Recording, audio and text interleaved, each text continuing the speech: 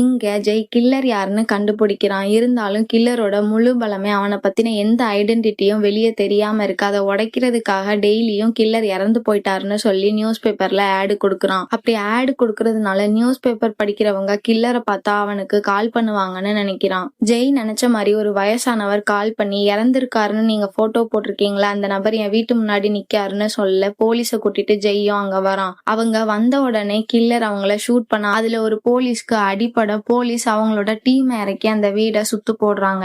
அந்த வீட்டுக்குள்ள ஒரு ஆள் நடமாடிக்கிட்டு இருக்கிற மாதிரி இருக்க ஏசிபி துப்பாக்கியால ஷூட் பண்றா. அந்த வீட்டுக்குள்ள கேஸ் ஆன் பண்ணிட்டு இருக்கிறதுனால துப்பாக்கியால ஷூட் பண்ணவும் வீடு வெடிக்குது. இவங்க எல்லாரும் உள்ள போய் பார்க்கும்போது ஒரு ஆள் எரிஞ்சு இறந்து போய் கிடக்குற மாதிரி இருக்காரு. அவன் தான் கில்லர்னு நினைச்சுக்கிறாங்க. ஆனா ஜெய்க்கு கண்டிப்பா இது கில்லர் இல்லைன்னு தோணுது. அவன் என்ன தேடி வருவான்னு அவன் யோசிக்கிறான். அவன் நினைக்கிற மாதிரியே கில்லரும் ஜெய்ய தேடி வரான். இவங்க 2 பேருக்குள்ளயுமே சண்டை நடந்துகிட்டு இருக்கு.